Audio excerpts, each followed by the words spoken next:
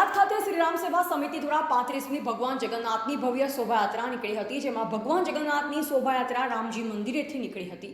જવાહર ચોક, મોચી બજાર, જૈન દેરાસર, કાજીવાસ, જૂનીગંજ બજાર, મહાલક્ષ્મી મંદિર, જોની નગરપાલિકા, બળિયા હનુમાન મંદિરેથી પરત મંદિરે ફરી।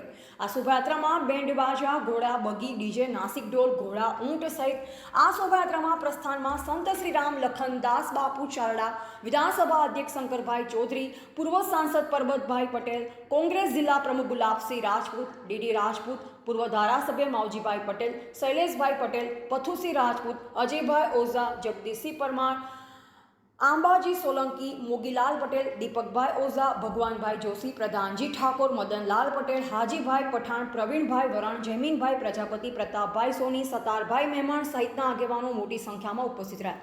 ચુસ્ત પોલીસ બંદોબસ્ત ગોઠવવામાં આવ્યો અને શાંતિપૂર્ણ આ શોભાયાત્રા પૂર્ણ થઈ હતી।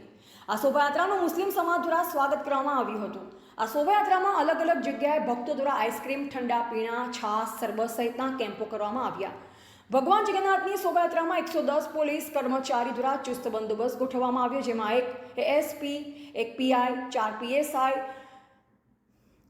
69 પોલીસ, 35 હોમગાર્ડ જવાનો સહિત પોલીસ દ્વારા ચુસ્ત બંદોબસ્ત ગોઠવવામાં આવ્યો હતો। તેમજ ભગવાન જગન્નાથની રથયાત્રામાં ભગવાનને મહાપ્રસાદ ચોખ્ખા ઘીના 200 કિલોના 5000 લાડુનો મહાપ્રસાદ કરવામાં આવ્યો હતો અને 400 કિલો કાકડી, 200 કિલો જાંબુ, 100 કિલો મગ સહિતનો ભગવાનને પ્રસાદ કરવામાં આવ્યો અને સમગ્ર થરાદ પંથકના ગ્રામજનોએ પ્રસાદનો લાભ લીધો હતો। પરંપરાગત રથયાત્રાના આયોજન વર્ષે કરવામાં આવી રહ્યું છે। આવી રીતે